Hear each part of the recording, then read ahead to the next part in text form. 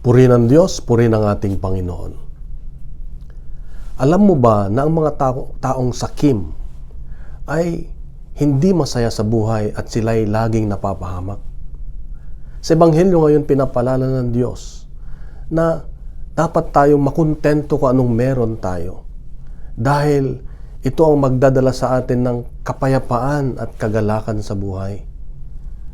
Kung palagi nating iniisip o ninanakaw yung mga hindi natin pinaghihirapan o gusto nating angkinin ang mga bagay na hindi naman karapat-dapat sa atin, doon natin naranasan ang kalungkutan. Hindi tayo marunong makontento. Hindi tayo marunong magpasalamat kung anong meron tayo. Kaya gusto mo ng kapayapaan sa buhay, pasalamatan mo ang Diyos kung anong meron ka. Kaya nga sa Ebanghelyo ngayon ay pinapalala ng Diyos na kung anong meron tayo ay dapat nating pagyamanin. Kung anong meron tayo dapat nating alagaan at mahalin.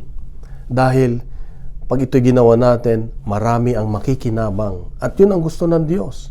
Yung marami ang makikinabang sa mga pinagkatiwala niya sa atin. Tandaan natin na tayo ay katiwala lamang. Hindi atin. Pinagkatiwala lamang at dito nakasalalay yung buhay na may kaganapan. Kaya kung anong meron tayo, hindi lamang material na bagay, kasama dito ang ating pamilya, ang ating trabaho, ang panahon na meron tayo, ang kalusugan na meron tayo.